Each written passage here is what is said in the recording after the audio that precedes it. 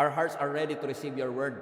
Dalangin ko, Panginoon, maging klaro, beneficial, kapag pakinabang, ang mga salita pong aming maririnig, gamitin mo ang aking vocal cords para maging extension ng iyong vocal cords na mapasabi mo po at maiparating ko, Panginoon, ang mensaheng nais niyo po, Panginoong, sabihin sa aming buong pamilya. At ang dalangin ko, Panginoon, ano man ang ginagawa ng kaaway para ito po'y hadlangan.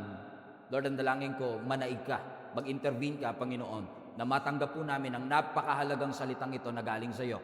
Sa matamis na pangalan ni Jesus. Amen. Ang sermon series po nating Under Attack is, I believe, is a powerful sermon series na mag-re-reveal po ng mga taktika ng kaaway, but at the same time, mag-i-empower po sa mga Kristiyanong katulad mo at katulad ko para tayo'y tumindig ng malakas sa anumang pagsubok at tukso na ating mga pinagdadaanan. As we've been saying last Sunday, we live in two realities, the visible and the invisible. At meron tayong mga physical na mga battles katulad ng depression, kasakitan, relationship issue. Pero yung mga emotional at physical battle could be a spiritual battle in disguise. That we are not crazy, we are not just living our lives, we could be under attack. So if you are facing a resistance in your walk, in your journey, in your calling, and in your testimony, I pray in Jesus' name na ngayon magkaroon ng kaliwanagan ang lahat ng bagay na gustong sabihin ng ating Panginoon. Let's open up our Bibles in Daniel chapter 10. We are going to read from verses 1 and 2 and then jump tayo ng verses 12 and 13.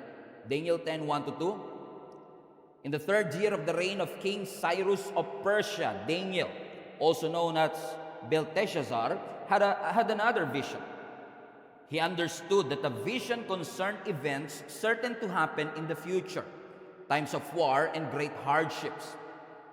When this vision came to me, I, Daniel, had been mourning for 3 whole weeks. Verse 12, then Jesus and the angel said, don't be afraid, Daniel. Since the first day you began to pray for understanding and to humble yourself before God, your request had been heard in heaven. So I have come in answer to your prayer, but for 21 days, the spirit prince of kingdom of Persia blocked my way. Then Michael, one of the archangels, came to help me, and I left him with the spirit prince of the kingdom of Persia. So last week we talked about the battle is the Lord's. So this week we are going to talk about on this subject, delayed in the clouds.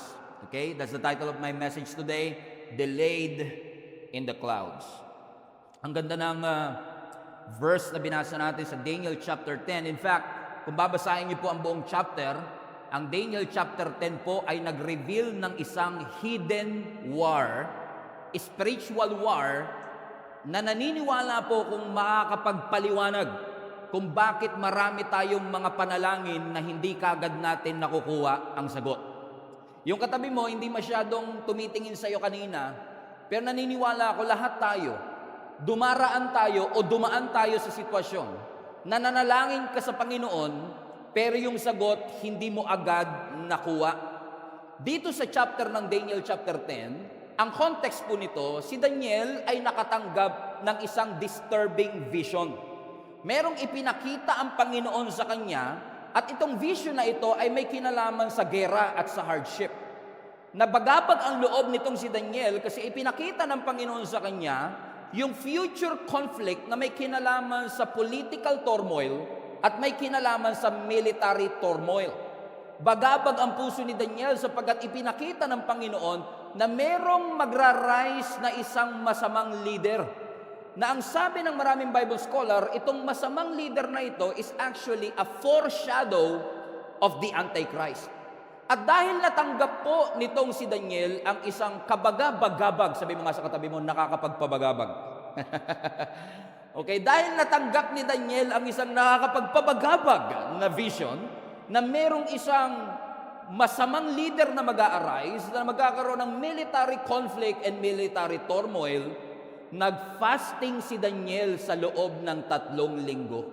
Sabi mo sa katabi mo, mukhang hindi mo kayang maging Daniel. Sabi mo nga sa katabi mo, okay, hindi mo kayang maging Daniel. Okay? Okay? So 3 linggo, dahil na-disturb itong si Daniel, gusto niyang maliwanagan siya. Lord, may ipinakita ka sa akin, pero anong ibig sabihin nito? So dahil wala siyang understanding and wisdom patungkol sa kanyang nakita, nag-fasting siya ng 3 weeks with deep mourning, may pagluluksa, na hindi siya kumakain ng anumang karne at hindi siya naglo-lotion for 3 weeks. Yun yung concern ng marami sa inyo. Hindi yung pagkain ng karne. Hindi ako makakapag-lotion for 3 weeks, Lord. Walang skincare. Oh? Noong unang panahon kasi, yun ay sinyalis ng kanilang pagluluksa. Kung pamilyar ho kayo sa Middle East kasi very dry ang kanilang weather, so moisturizer and lotion is a must. Okay? Kaya pansinin niyo yung mga OFW from Middle East, ang pasalubong Jergens. Oh, kasi nga doon sa mura ho kasi sa Middle East, dry na dry po ang kanilang weather. So to cut the long story short, no, for 3 weeks nanalangin siya, nag-fasting siya, hindi siya kumakain ng karne. And for 3 weeks, watch this, nananalangin siya sa loob ng 3 linggo, wala siyang makuwang sagot. Hindi siya aware na habang nag-aantay pala siya ng sagot, siya pala ay under ng spiritual attack. And after 21 days, wala pa rin yung sagot, pero may dumating na isang anghel. At itong anghel ng Panginoon na ito, nung ipinadala, nung nakausap si Daniel after 21 days, ang sabi sa kanya ng anghel, huwag kang mag-alala, kasi since day 1 pa lang, day 1, narinig na ng Panginoon ang iyong panalangin. Ang gandang assurance, ano? Na hindi pala porket hindi mo nakikita yung sagot, hindi sumasagot ang Diyos. Hindi pala porket hindi mo nakikita yung galaw ng Diyos, ay hindi gumagalaw ang Panginoon. Because apparently, 21 days niyang inantay ang sagot sa kanyang panalangin. Hindi niya nakuha, pero ang sabi ng anghel, huwag kang mag-alala kasi day 1 pa lang narinig na ng Panginoon ang sagot sa iyong panalangin. However, ang sabi niya, ipinadala na yung sagot nung day 1 pa lang, pero merong spiritual forces, territorial spirit sa kingdom of Persia. Now, Persia is a modern day Iran. Okay? So, merong spiritual forces na territorial na kumukontrol sa mga leader ng Persia na yung answered prayer mo hinarangan nitong mga spiritual forces na to. Kaya day 1 pa lang nasa iyo na dapat, pero dahil may spiritual force na humarang. So, pasinin nyo, no? Yung invisible na battle nag-cause ng visible na delay. Okay, ulitin ko ha. Invisible yung battle, wala siyang awareness na habang siya'y nananalangin, nakikipaglaban pala yung langit para sa kanyang panalangin. No, so ibig sabihin yung invisible na laban, hindi niya nakikita, nagko-cause ng visible delay. Yun yung problem nating maraming Christians nowadays. Masyado tayong frustrated sa delay, hindi natin nakikita yung invisible battle. Sinusukuan mo na kasi delay, pero ipinaglalaban pa pala ng Panginoon. Come on now. Amen. Sabi mo sa katabi mo, wag mong sukuan. Okay? Ipinaglalaban pa. So ang sabi ng Bible, nung dumating itong anghel after 21 days, inassure siya ng anghel, unang araw pa lang narinig na ng Panginoon ang iyong mga panalangin. Ibig sabihin, the answer of heaven is there, pero yung answered prayer nakatagpo ng resistance mula sa impyerno. Which is, I believe, a lesson in and of itself to each and every one of us. Fasten your seatbelt. Na minsan nakala mo, porket wala pa yung prayer request mo, at hindi pa sinasagot ng Lord ang panalangin mo, pakiramdam mo, ini-ignore ka ng langit. Pakiramdam mo walang pakialam ang langit. Pakiramdam mo hindi nagko-cooperate ang langit. Pakiramdam mo ayaw makipag-coordinate o ayaw makipag-cooperate ng Panginoon sa iyo. But let me tell you this, you are not ignored. You are opposed. Hindi ka binaliwala, may opposition lang doon sa iyong prayer. Ano kaya yung maidudulot ng answered prayer na yan? That the hell is willing to block it and intercept it, and he doesn't want for you to receive it. Ano kaya ang pwedeng maidulot dito sa pananampalataya mo na gagawin ni Satan ang lahat para hindi mo matanggap ang sagot sa iyong mga panalangin? So hindi inignore ng Lord si Daniel, hindi niya nakuha ang sagot sa panalangin niya dahil kulang siya sa pananampalataya. Full of faith si Daniel, he was not ignored, but he was opposed. So ibig sabihin mga kapatid, hindi lahat ng delay sa buhay mo natural. May mga delay na bunga ng opposition ng kaaway. Kaya hanggang ngayon, 5 years na, wala pa rin yung sagot sa iyong panalangin. And I can tell you this because I myself have been praying for something napakiramdam ko long overdue na. Kasi minsan nilalagyan natin ng due date, yung due season ng Panginoon. Ang mga pangako ng Lord walang due date, pero laging may due season.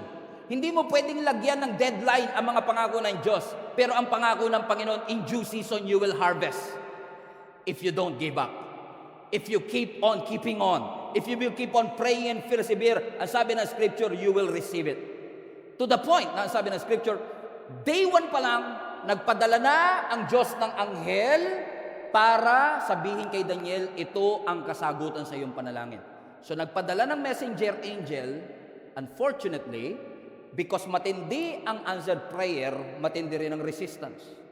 So dahil hindi pa dumarating in 3 days, nagpadala ang Lord ng another reinforcement. But this time, a warrior angel, archangel.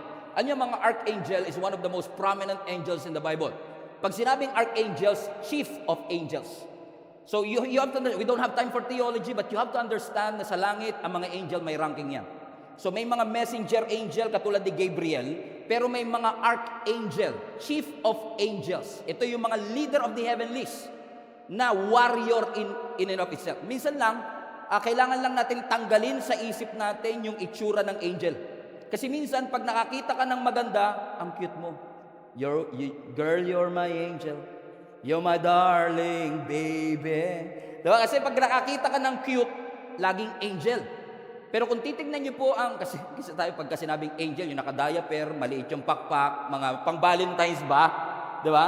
Pero tignan niyo sa Bible, every time makakakita sila ng anghel, napapaluhod sila, napapadapa sila sa takot. So kung hindi nakakatakot ang itsura ng anghel, imagine niyo, nakita ni Moses ang anghel, sabi niya, ang cute. Hindi nga ganun. Dapat ganun ang reaction ni Moses. Pero dahil hindi cute ang mga angels, so to speak, katulad ni Lucifer, he was once an angel. Ang description ng Ezekiel sa kanya, ang kanyang katawan is made of a musical instrument. So probably may saxophone dito, may flute dito, may gitara dito, bass, we don't know. Pero definitely, nakakatakot ang kanyang itsura. So nagpadala ang Panginoon ng archangel. This is not just an ordinary angel. High ranking ito, warrior angels to fight on His behalf. Para sabi ng Scripture, after 21 days, nung dumating itong archangel na ito, si Michael, ano sabi ng Bible? Natanggap niya ang sagot sa kanyang mga panalangin. Ibig sabihin, yung sagot sa prayer ni Daniel, delayed, pero hindi denied.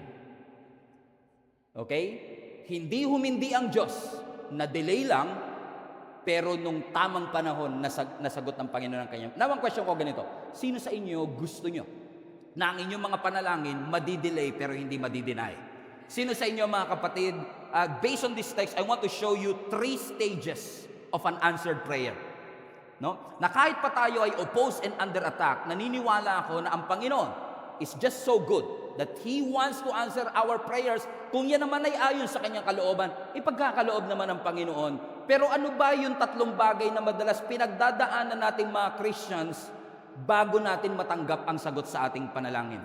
Number 1, based on the text, ang unang stage ng answered prayer is the pressure. Pressure. Everybody say pressure. Ano ang sabi ng Bible sa verse 13? Balikan nun natin. But for 21 days, the spirit prince of the kingdom of Persia, highlight that part, okay, blocked my way. So, ibig sabihin, itong angel messenger, papunta na sana siya para ihatid ang kasagutan, pero hinadlangan siya. May resistance, may pressure para hadlangan yung sagot sa kanyang mga panalangin. Magandang correlation to doon sa main text natin last Sunday sa Ephesians chapter 6 verse 12, na ang sabi that our struggle is not against flesh and blood, pero saan daw po? Through rulers, authorities or principalities of the unseen world, against the mighty powers in the dark world, and against the evil spirit in the heavenly realms. Now, for those who are interested, kung ang mga angel may ranking, ang demonic forces meron din. May rulers, principalities, mighty powers in the dark world, and against evil spirits in the heavenly realms. Anong ibig sabihin nito? Dahil nanalangin itong si Daniel for understanding, hinadlangan ng kaaway na matanggap niya yung understanding na yon, at nagpadala ang kaaway ng opposition, ng pressure para hindi niya matanggap ang sagot sa kanyang mga panalangin. And most of the time, masyado tayo nakafocus sa visible delay na nakakalimutan nating i-rebuke ang mga invisible forces na humahadlang sa ating mga panalangin. Listen to me, church.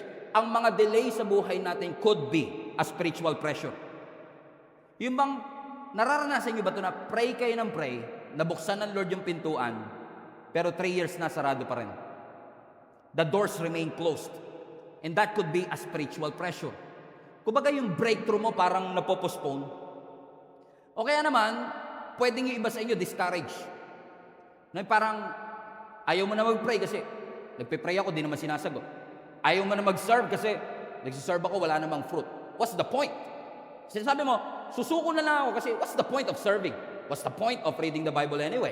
What's the point of praying? What's the point na nagsisilbi pa ako sa Panginoon? Parang hindi ko naman makita ang breakthrough. That could be a spiritual pressure or confusion. Tulad niyo, litong-lito ka. Diba? Confusion. Okay? Dati, ang clear ng pagtawag ng Lord sa'yo. Ang clear ng direction. But all of a sudden, yung klaro naging malabo. It becomes unclear and now you're confused. What is your identity in Christ? You are confused about your relationship with God. You are confused dun sa iyong identity. You are confused about your calling. You are confused about, ano na ba? Saan na ba ako pupunta? Saan ba ako dinadala ng Panginoon? And that could be a spiritual pressure na pinagdadaanan natin mga Kristiyano. And in case hindi pa kayo makarelate, baka dito makarelate na kayo. Fatigue. Okay. Yung pang natulog ka, paggising mo, ina-expect mo, rested ka, pero nung natulog ka, 8 hours, paggising mo, pagod ka pa rin. Ang tawag doon, fatigue. Unusually tired. Ibig sabihin, lahat ng ginagawa mo parang mechanical, lahat na lang parang routine. You cannot seem to see anong point, anong why, anong reason ko ba ito ginagawa, na kahit maliliit na task, parang ang bigat gawin. Why? May fatigue. You are not just tired. You're fatigued and burnout. And all of these things are actually spiritual pressure na ginagamit ng kaaway para tayo ay pahintuin. Katulad ni Elijah, remember? Si Elijah, nung tinalo niya po yung 450 prophet ni Baal, na nagpababa siya ng apoy, remember that? Na buong half day, pray ng pray itong mga false prophet, walang apoy na bumagsak. Pero si Elijah, saglit lang. Kasi totoo Diyos mo, pag totoo ang Diyos mo, saglit lang talaga. No? Nanalangin siya ng apoy, bumagsak yung apoy. It was a huge achievement. It was the talk of the town, viral sa YouTube. Come on now. Okay, chinapchap sa TikTok, viral sa TikTok. Pero after ng achievement, after ng victory, asan si Elijah? A few hours later. Asan si Elijah? Nandun, burnout, depressed. At sabi niya, ako lang naman ang nag-iisang prophet na natitira pa. He was overwhelmed. He was depressed because even prophets gets overwhelmed too. Even the strong gets tired too. Hindi porket malakas, hindi napapagod. Hallelujah. Amen. Hindi porket anak ng Diyos, hindi porket anointed, ay hindi na napapagod. And that's exactly what happened to Elijah. Pero anong ginawa ng Panginoon? Amen? Imbis na sigawan siya, anong sabi ng Bible? Pinakain siya, pinagpahinga siya, and he was able to do ministry again because he was well-rested and well-fed. Sabi mo sa katabi mo, baka gutom lang yan. Okay? Baka pagod lang yan. Amen? Even Jesus have gone through overwhelmed seasons sa kanyang buhay. Sino sa inyo nakakaranas kayo ng overwhelming feeling sa inyo? Na parang you feel small with this kind of task. Parang you feel weak. You feel like you don't have the education, the experience for it. Even our Lord Jesus have felt that way. On the Garden of Gethsemane, ang sabi ng Scripture, He sweats like drops of blood because of the overwhelming pressure, so to speak, na alam niyang ibebetray siya, ipagkakanulo siya ng mga taong pinag-invisan niya ng kanyang panahon. Mga taong nakasama niya. Pero tatandaan niyo to, yung simula ng kanya, yung araw na yun kung saan na-overwhelm siya. Ang sabi ng Scripture, doon din nagsimula ang katagumpayan ng bawat isa sa atin. Amen? Alam niyo kung bakit? Because sometimes pressures are necessary. Some pressures are necessary. Kasi ang switch ng ilaw, hindi bubukas ang ilaw pag di mo in-applyan ng pressure. So magkakaroon lang ng ilaw pag may pressure. Ang musical instrument hindi tumutugtog ng walang pressure. So may mga breakthrough sa buhay natin na hindi natin makakamit kapag di tayo dumaan sa pressure. So pressures are necessary, and in fact, sometimes pressure is the only way. So sometimes we have to welcome those pressure. Even David have gone through overwhelming sense of pressure. Imagine niyo mga kapatid, hinahabol siya ng mismong hari. King Saul was trying to kill him. And for 10 years, he was running for his life. And finally, ang sabi ng Bible, nung nasa kuweba itong si David at nagtatago dito sa hari na gustong pumatay sa kanya, he made an encouraging and inspiring statement that I want you to read. Sabi ng Psalms 142 verse 3 to 5, "When I am overwhelmed, you alone know the way I should turn. Wherever I go, my enemies have set traps for me. I look for someone to come and help me, but no one gives me a passing thought. No one will help me." Anybody can relate to that? No one cares a bit what happens to me. Verse 5, and then I prayed to you, and I said, "You are my place of refuge, and you are all I really want." Now listen, si David nasa kuweba, isolated, under stress, emotionally unstable, emotionally drained. At habang nananalangin siya, napatunayan natin kung kanino tayo. Kasi ang pressure, it will reveal who you are and whose you are. Hindi lang i-reveal ng pressure kung sino ka. I-reveal din ng pressure kung sino talaga ang Diyos mo. Amen? Na ang sabi ng Bible, nung na-overwhelm ako, napagod ako, hiningan ko ng tulong yung mga taong akala ko makakatulong sa akin. Nilapitan ko sila para makahingi ako ng tulong. Na-frustrate lang ako kasi people will disappoint you. Pero nung lumapit ako sa iyo, sabi niya, at sinabi ko, "Lord, ikaw ang aking sandigan. You are my refuge." And na-realize ko, you are the only one that I need. Balik mo nga yung verse 5, anak. What's this? Ang sabi ng scripture, nagnalangin ako, sabi ko, you are, highlight this part, you are my place of refuge. Now listen, nasa kuweba siya at this point. Nasa cave. Literally, ang refuge niya yung cave. Yun ang nagiging shield niya para sa mga gustong humabol sa kanya. Pero hindi niya sinabing, itong cave na to ang aking refuge. No, he recognized kahit anong tibay ng cave, kahit anong tago ng cave, ang tunay na makakapagligtas sa akin, ang tunay na makakatulong sa akin, hindi yung kuweba, kundi yung mismong ating Panginoon. I don't know who is this for. Gusto ipaalala ng Panginoon sa atin, hindi finances ang tunay na kuweba natin, hindi education ang tunay na refuge natin, hindi connection ang tunay na refuge natin. Ang sabi ng Bible sa Psalms 46, God is our refuge and He is our strength. By the way, refuge, strength. Refuge, sandigan. Strength, lakas. Ano man ang kailangan mo, offense or defense, God is with you all along. Amen? Kung kinakailangang itago ka ng Panginoon sa kanyang malabay na pakpak, itatago ka ng Panginoon. Pero kung may mga pagkakataong kailangan mong lumaban, He is your strength. Amen? The name of the Lord is a strong tower. The righteous that will run into it, they will be saved. Palapakan natin ang Panginoon. He is a refuge. Amen. Hinahabol ako ng kaaway for many years. Yung hari mismo, nakapost ang poster ko kay saan. Kalat ako sa social media. Hinahanap ako ng may pinakamataas na katungkulan sa ating bansa. And yet, ang sabi niya, alam ko Lord, ikaw ang aking tanggulan. Ano sinasabi ni David? This problem is bigger than me. But my God is bigger than this. So the storm is bigger than me. But my God is bigger than this storm. This battle is bigger than me, but my God is bigger than this storm. This mountain is bigger than me, but my God is bigger than this mountain. This burden is bigger than me, but my God is bigger than this burden. I am overwhelmed, but I'm still anointed. I am overwhelmed, but I'm still chosen. Hindi ako overloaded, overflowing ang grace ng Panginoon sa aking buhay. Palapakan natin ang Panginoon. Hallelujah! Everybody say, God is my refuge! God is my refuge! So sa mga panahon na pakiramdam mo magbe-breakdown ka na because of the pressure, tandaan mo to. What if akala mo magbe-breakdown ka na pero ang totoo nagbe-breakthrough ka pala talaga? What if lang? What if lang? Kasi alam nyo, ang mga eroplano, pasensya kayo, marami ako illustration about eroplano. Mahilig kasi talaga ako sa eroplano. Pero alam nyo, ang eroplano, pinakamatinding resistance na kukuha ng eroplano pag pa-take off na siya.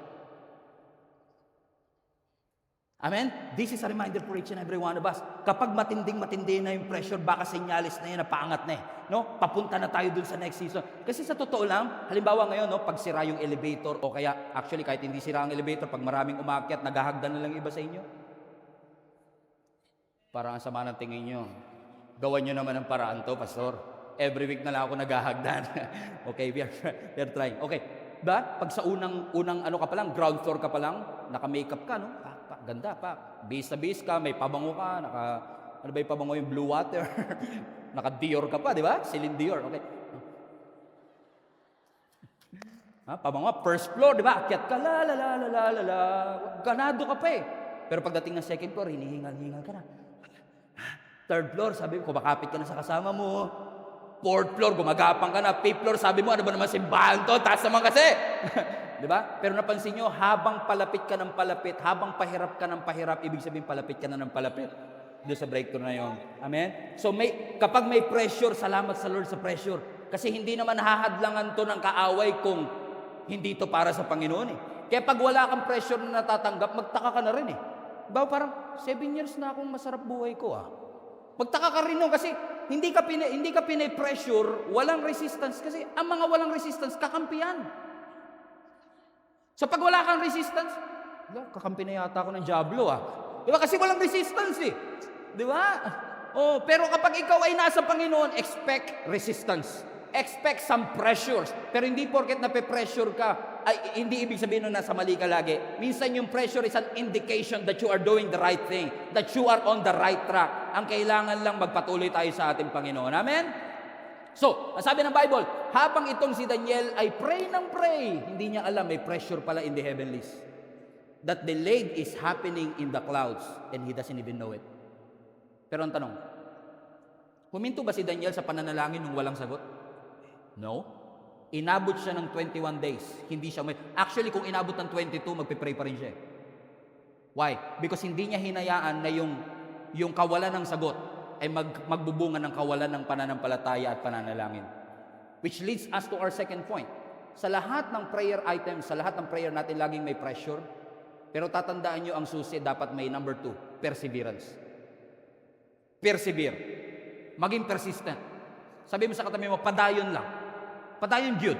Di ba? Tuloy-tuloy kahit mahirap. Ano sabi ng verse 12? Then he said, don't be afraid, Daniel. Highlight this part. Since the first day you began to pray. So pinuwi mo, mula day 1 nagpe-pray siya. Ano ang kanyang pinapanalangin? Gusto niya ng understanding. To humble himself before the Lord. Sabi ng Bible, since day 1, your request had been heard in heaven. Which means, mga kapatid, hindi siya sumuko. He fasted, he mourned, he sought the Lord, and he kept going, even though wala siyang kamalay-malay, kaya pala nadidelay, nakikipaglaban yung langit para sa kanya. Pero nag-persevere siya. Pero what if sumuko siya ng day 14? Kung sumuko siya sa pananalangin ng day 14, at sinabi niya, pray ako ng pray, 2 linggo na, wala naman. Ano pang punto na pray ako ng pray? Baka naman nabibingin na yung Diyos, o hindi kayang gawin to ng Diyos. Susuko na lang ako. Pero hindi niya yun ginawa, mga kapatid. Kasi ang perseverance, hindi yan yung nalalangin ka lang ng isang beses and then you will hope for the best. Hindi ganun ang perseverance. Ang tunay na perseverance, kahit wala kang sagot na nakukuha, tuloy ka pa din. Kahit hindi mo nakikita ang ebidensya, tuloy ka pa rin. Naalala niyo po yung mga Israelites, nung umiikot sila sa Jericho Wall, ilang araw silang pinaikot ng Panginoon? 7 days. At ang mahirap dito, mga kapatid, sabi ng Bible, 7 days na silang pinaikot, bawal pa sila magsalita. Sabi ng Bible, shut up. Alam mo, nung una sabi ko, ano kayang relevance ng hindi sila nagsasalita? Pero alam mo, na-realize ko, may point din talaga si Lord. Si Lord talaga matalino rin eh. Kasi imagine mo, no? Nasa promised land na sila, di ba? Kating-kating na sila doon sa, tagal nating inantay ito. 40 years tayo sa wilderness. Nasaan yung promised land? May Jericho Wall. And laking city. Sabi ng Bible, ikutan nyo yan. Huwag kayo magsasalita. Every day. So imagine niyo to, unang araw, pinakintab nila yung espada, pinakintab nila yung armor, nilutuan silang asawa niya ng champurado, honey, sweetheart, mukhang mapapalabang kayo today. Makakalaban yung mga taga-Jericho. Oo nga eh. Pero di ko nga alam yung request ng leader natin. Weird nga, sabi niya, bawal daw magsalita. Pero siya mo na. Pero imagine mo, kung pwede silang magsalita. Pag-ikot nila, Jericho Wall. Alam mo, Brad, nagtataka ako dun kay Joshua, yung leader natin. Pero yun mo, 40 days na tayo nasa wilderness, paikot-ikot tayo. Pagdating ng promised land, ikot na naman. May ikotophobia na tayo. Di ba niya alam yun? Natakot na tayo sa ikot. Lahat na ng buong buhay natin, ikot tayo ng ikot. Kung inayaan ng Lord na nagsasalita sila, baka walang lumalabas sa bibig nila kundi pagrereklamo. Day 1 pa lang yun. Day 2. Pag uwi ng soldier nung gabi ng day 1, oh honey, parang walang galos yung arbor mo ah. Tataka nga ako doon kay Josh eh. Kasi dapat lalabang kami. Hindi kami, pinaikot lang kami. Bawal pa kami magsalita. Pero baka bukas. Kinabukasan, maaga siyang gumising. Sopas naman ang niluto. Kalinga mo, honey ha. May goodbye kiss pa. Puta sila. Sabi nila, boss ano? Atake na ba tayo? Hindi, ikot lang kayo ulit. Huwag kayo magsasalita ha. Alam mo, buti na lang walang cellphone noong unang panahon. Oh, kasi kung bawal sila magsalita, pwede sila mag-chat. Imagine mo, umiikot sila, nag-chat sila. Meron silang GC na wala si Joshua doon. Alam niyo ibig sabihin? Okay? Aminin nyo, meron kayong GC na wala tatay nyo doon, meron kayong GC na magkaka-opisina na wala yung boss nyo doon, meron kayong GC na magkaka-ministry na wala yung leader nyo doon, meron kayong GC na wala ako doon. Meron niya kayo So meron silang GC, nag-chat sila sa GC at everyone. Highlights. Brad, magpatingin na kaya itong leader natin. Pangalawang araw na, ang kintab pa naman ng espada ko. Pinaglutuan, tapos papaikutin lang tayo. Siguro pagdating ng day 3, iba sila, skeptical na eh. What's the point? Ni hollow blocks nga, walang bumagsak eh. Kasi di ba parang mas encouraging magtuloy pag nakakita ka ng progress. Yung sit-up ka ng sit-ups, naka 5,000 ka na, wala, absent pa rin siya. Di ba? Hindi ka what's the point of exercising? What's the point of coming to school? What's the point of coming to church anyway? Kung wala naman ako nakikitang resulta. Pero tatandaan nyo ito mga kapatid, most of the time, progress is not obvious. Hindi porket hindi ka nakakakita ng progress, walang ginagawa ang Panginoon. Mas nakaka-encourage, pag ikot nila, may bumagsak na hollow blocks. Pero ang sabi ng Bible, bawal silang magsalita for 7 days. Pagdating ng 7th day, gising na naman sila, iba siguro babagal-bagal na sila. Hindi na napakintab yung armor. Hindi na nila ini-ready yung espada. What's the point, di ba? Alam ko na gagawin natin diyan.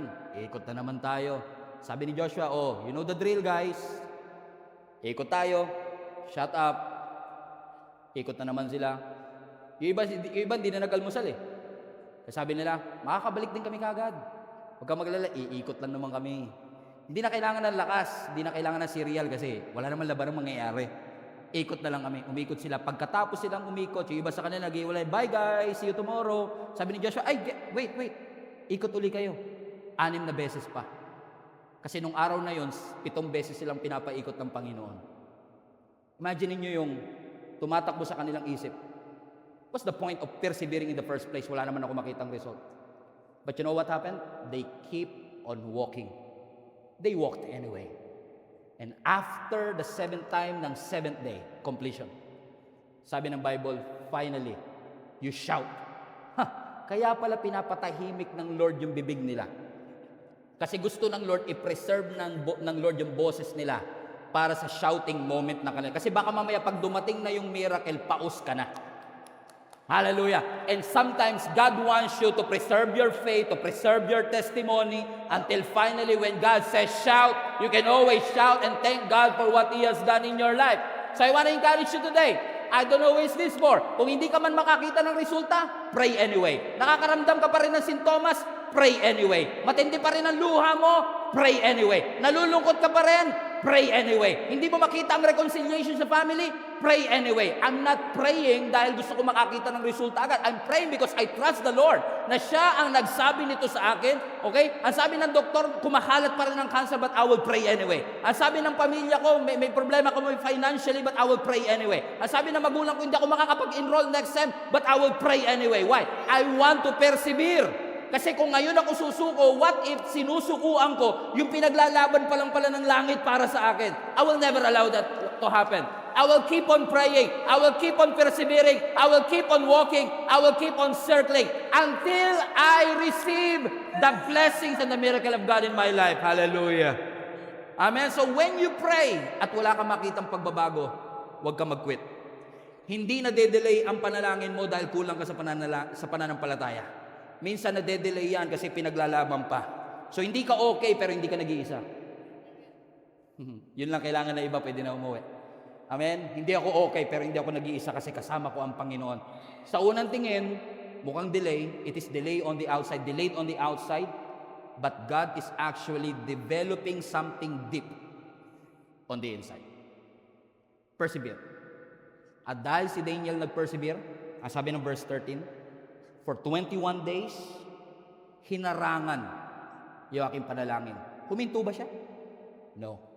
Until finally, nung 21st day, highlight this part, Michael, one of the archangels, came to help me. Pag di ka sumuko, may pressure, nag-persevere ka, di ka sumuko, darating yung pangatlo, provision. Help is on the way.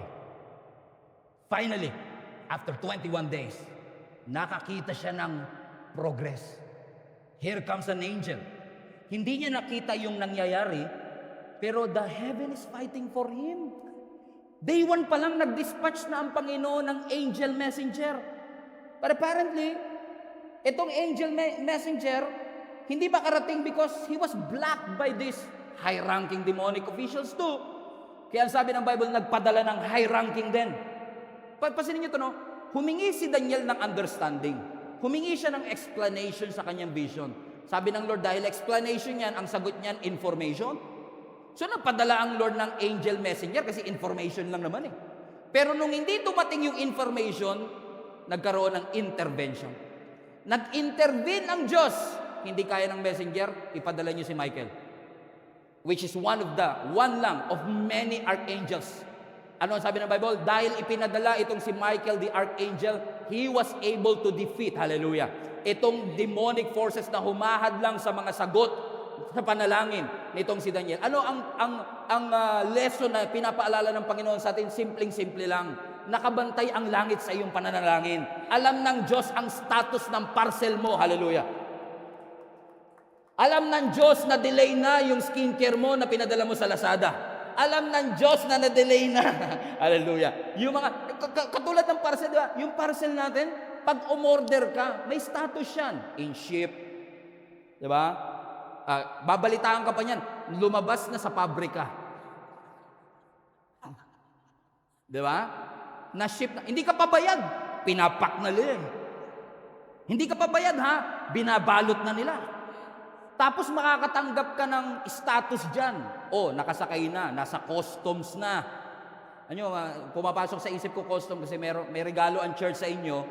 Ilang buwan na, hindi pa dumarating, naiinis na rin ako kasi naka-hold sa custom. Pero paalala lang talaga yan. Kasi minsan, di ba, nakalagay doon, delayed. Di ba? Nakalagay doon, in transit. May confirmation email pa yan. Makakatanggap ka ng email na hindi pa dumarating sa'yo, pero darating, confirmed eh. At nakakapagtaka minsan, mas may tiwala pa tayo sa email confirmation kaysa sa confirmation ng Word of God. That when you seek Him, He will answer you. That when you call on Him, He will answer you. Yun ang email confirmation natin. Actually, hindi lang email yan, heavenly mail yan eh. Heavenly confirmation na nagsasabi sa atin, hindi mo man nakikita ngayon, sumasagot ang Panginoon. At kung sakaling ginagawa ni Satan ang lahat, para hadlangan ka, may reinforcement, may provision ang Panginoon para matanggap natin yung ating pinapanalangin ko, ito'y nasa kalooban ng Panginoon. Kung kinakailangan niya mag-mobilize ng backup mula sa langit, gagawin ng Panginoon yon para sa bawat isa sa atin. Hindi lang laging immediate ang provision, pero lagi siyang sigurado. Lagi siyang sigurado. Amen? Amen? So may pressure. May perseverance, may provision. I believe these 3 stages will help us understand, delay man ang panalangin ko, God is answering my prayers. Sabi ng doktor, kalat pa rin ang cancer cell. Ang sabi ng bank account mo, wala kang budget for the whole month. Ang sabi ng pamilya mo, mukhang wala ng panahon, wala ng pag-asa na magkabalikan pa o mag-restore pa yung relationship. Pero ano ang sinasabi ng Scripture? When you keep on persevering, praying about it kahit hindi ka pa nakakakita ng sagot. 21 days kay Daniel, maaaring 21 months sa'yo. But I want to encourage you, keep on praying. Hindi natin nakikita pero posibleng nakikipaglaban ang kalangitan para matanggap natin ang sagot sa ating mga panalangin. Ba't mo sinasabing, gusto ko na mamatay? Eh kung gusto pa ng Lord na mabuhay ka, ba't mo kailangan sumuko? Ba't mo sinasabing, wasakin ko na ang buhay ko? Kung gusto ng Panginoon, gusto pa niyang ayusin, ba't ka susuko? Kung hindi ka pa nga sinusukuan ng langit. Keep on persevering. The best is still yet to come because the provision is on the way, help is on the way, the answered prayer is on the way. Amen? God is the one who will lead you. Sunod ka lang kay Lord. Kung sinabi ng Lord maniwala, maniwala. Kung sinabi ng Lord magtiwala, magtiwala. Kung sinabi ng Lord hakbang, hakbang lang. Because God is the one who will lead you through it. Taalala kayo mga Israelites, di ba? Nung lumabas sila ng Egypt, diba? I will close with this. Nung lumabas sila ng Egypt, ang sabi ng Bible, 40 years silang inalipin. 430 years silang inalipin. Lumabas sila ng Egypt. Ang sabi ng Bible, nung lumabas sila ng Egypt, ang Diyos nasa unahan nila. Habang naglalakad, walang Waze noon. Walang Google Maps noon.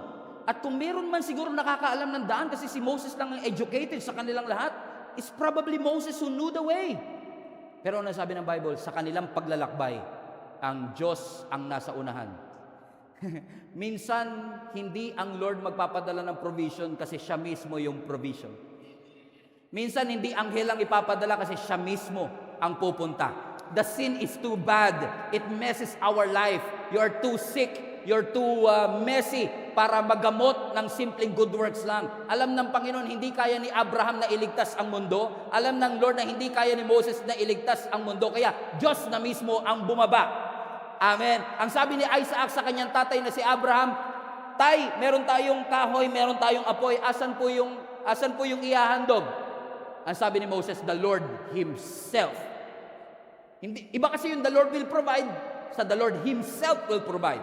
Pwede siya mag-provide through an angel. Pwede siya mag-provide through a person. Pero when God says, I myself will provide, buhay ko mismo ang ibibigay ko para sa kabayaran ng iyong kasalanan. That makes a lot of sense. And God is the one who is leading the entire nation out of it. Ano sabi ng Bible? Amen. Sa Psalms 91. Sa Exodus chapter 14, verse 13. Moses answered the people, don't be afraid. So habang ang mga Israelites naglalakbay papunta ng wilderness, nakaharap nila ang pinakamatinding blockage, Red Sea.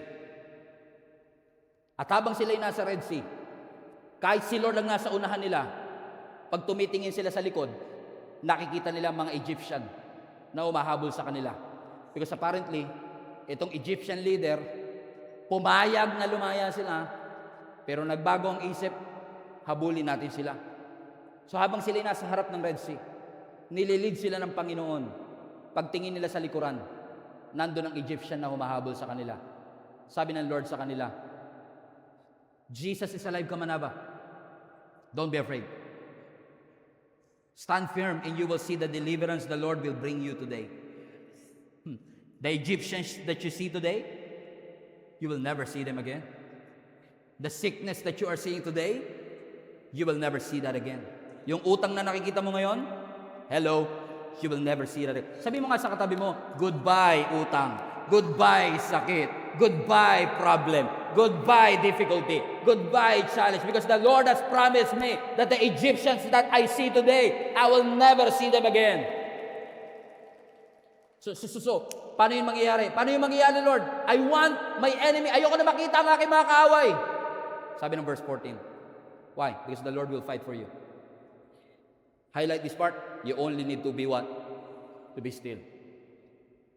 Napairalin natin logic natin.